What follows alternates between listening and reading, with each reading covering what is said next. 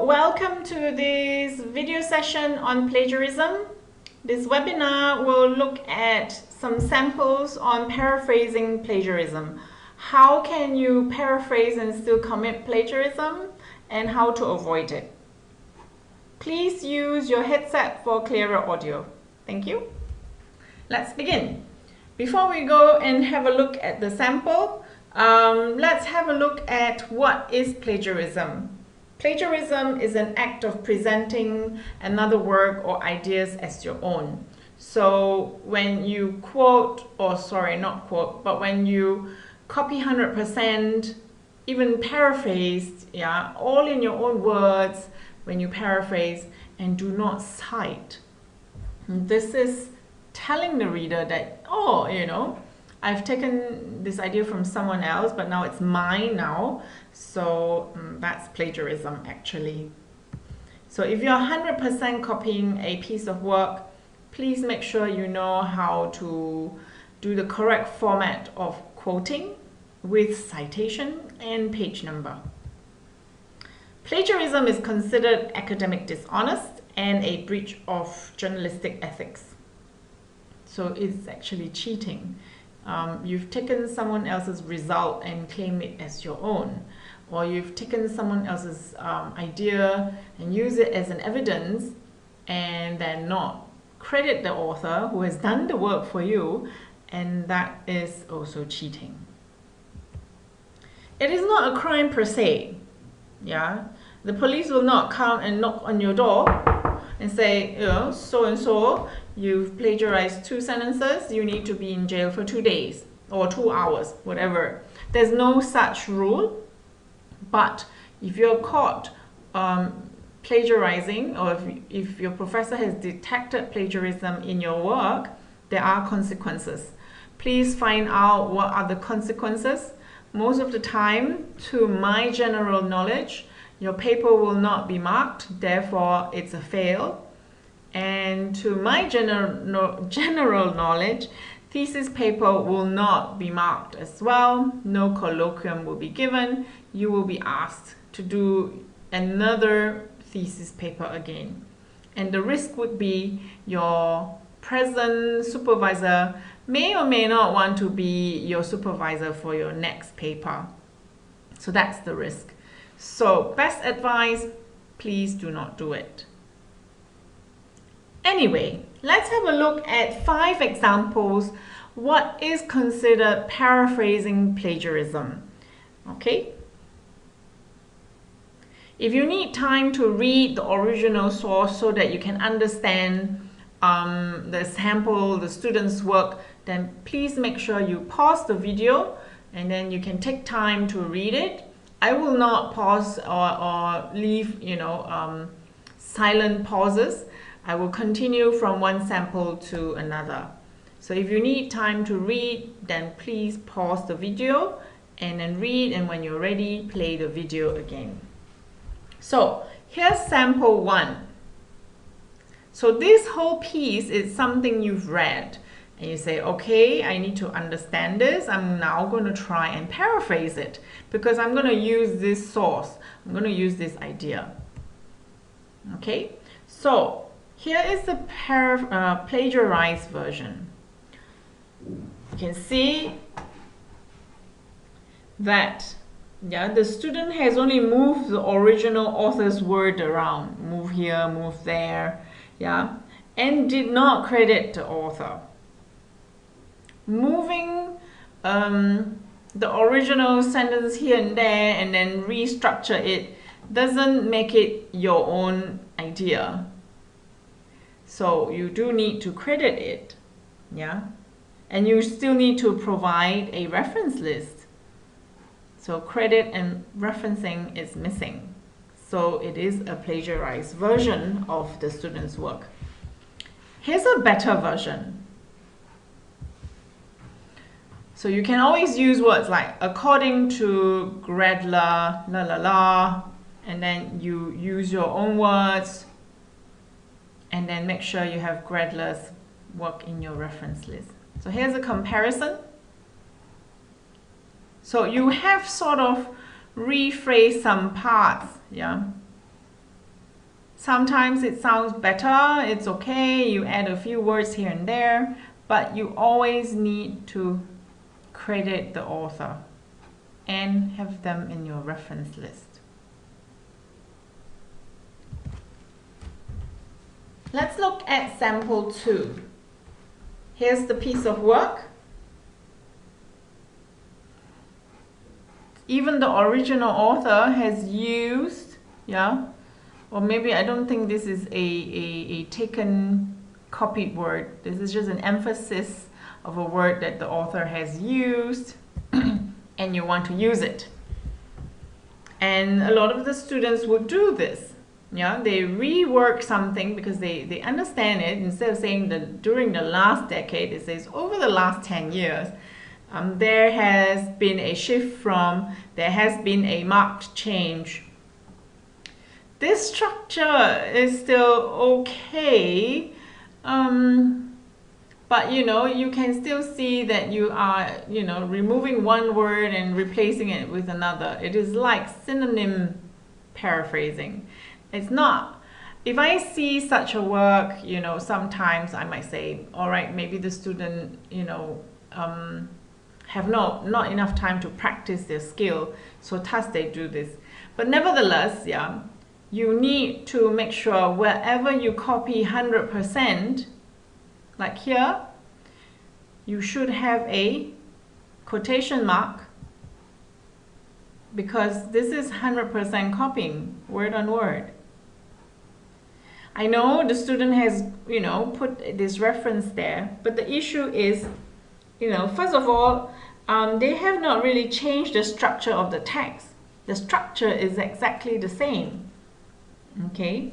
And then the next big thing is, there's no in-text citation, there's no credit to the author, and there is word-on-word plagiarism.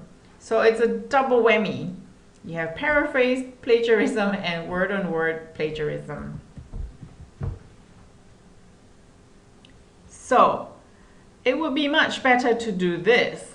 This is a correct version where the student really try to rework their own understanding of the original source into their own words and still cite the author and put a reference there. And you can see there is a quote. One of the reasons is because in the original, that's the word real world there. So she or he has decided to keep this phrase and put it in their own work. And that will be a better version. So I'll just let you have a look, compare. So here, even the structure is the same as the original, plus the word-on-word plagiarism. And this is where the students have taken the original, used a phrase from the original, but the rest is being paraphrased. And even when you paraphrase, you need to do a citation. Please note the punctuation. It has to be at the end of the citation, not here. Excuse me. Let's look at sample 3 now. Now this is a big piece of work. Sometimes you have a big piece of work, lots of things, and you're reading, you say, okay, I understand this, yeah, I do want to use it.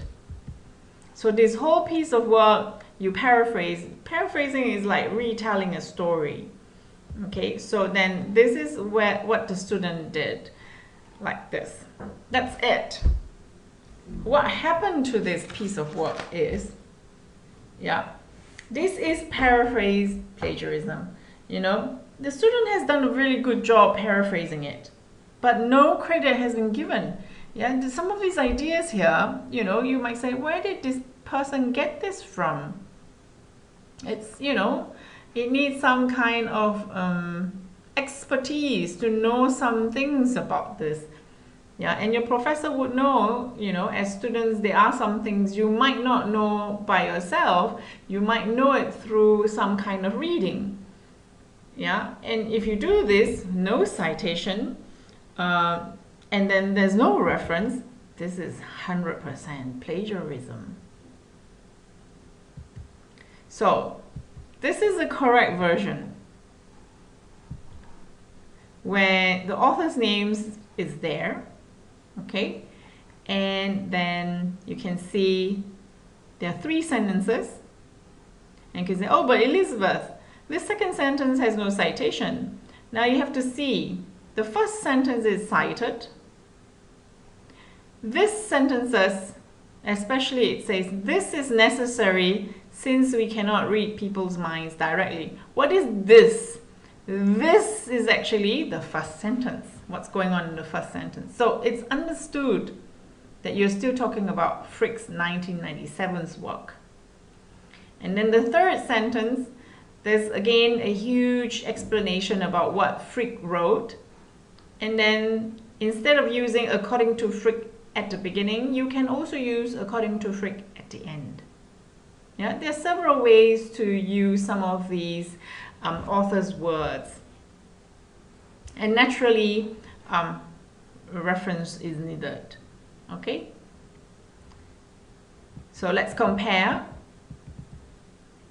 As you can see, now you need to know how to do the correct version. It's always, you know, if you do not want to use the author's name in your sentence, then you need to use those bracket citations. That's very important. Now let's look at sample 4 now. This is the original. It's a pretty big paragraph. Oh, I lost the original word here. And then now we have a look at what a paraphrase, excuse me, plagiarized version look like. Now this particular student has paraphrased and has given an in-text citation. Yeah, that's okay. They paraphrase it quite well and the citation's there. But imagine, you know, if your professor wants to read what Frick's 1991 wrote, and I go to your reference list and there's no list, that's considered plagiarism. You are recording something, you know, but you're not recording it correctly. Anything, any name, any author's name that's in your text should also be in your reference list. So here's the correct version, and you can compare. The difference is the reference is missing here. Sorry. Last but not least, sample 5, a bigger piece of work. Yeah, and sometimes you have bigger piece of work. You would read and then you will try and understand and then you paraphrase to what you've understood in your reading. And then this student managed to plagiarize. Why do you think this is considered a plagiarized version? By now you should know why. Yes, there is a missing citation. No citation. He fails or she fails to include the author's name. That's the original work, Driscoll. So if I want to read this and then I look through your reference, like, okay, there's a Driscoll here, but where is it? Yeah, indirectly, you are already telling the readers, these are all my words. They are my work as well. So here's the correct version. And you can compare it. Yeah, small little piece of work. Adding a text. Sometimes they're called in-text citation. Sometimes they're called citation. It will save you from being accused of plagiarism. And please make sure you notice the correct punctuation location. It's after the bracket citation. So here are the 5 samples. Paraphrasing plagiarism, it's there.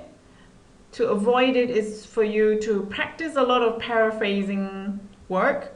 Whatever you've highlighted in your reading, spend some time paraphrasing it because you need to improve this skill. It is a skill. That means it can be improved. Yeah, any skills can be improved, but you need to invest some time to improve on your paraphrasing skills. Here are the simple steps to avoid plagiarism without using the plagiarism checker. If you plan to copy 100%, make sure that it is a quote now and you put quotation marks, and then you need to cite with page numbers, number or numbers. Even when you summarize, it's not really your work. Summary needs to also have citations and with page number or numbers. And last but not least, all paraphrase work. So you can say, well, you know, this is a paraphrase work with 90% of your own words. Yeah. So you are very good in paraphrasing, your skills is, you know, excellent, but it is still not a content that belongs to you. The idea still belongs to the original author. You need to cite and give credit to the original author or authors. Okay, that's the end of the webinar. Please watch the other plagiarism webinars. There are 4 in the series. And if you have any questions, you're most welcome to contact me and come for my workshops. There are lots of workshops, plagiarism workshops, software workshops as well. And if you cannot attend these workshops, there are webinars in the academic writing support module for you to watch. All right, have a nice day. Bye-bye.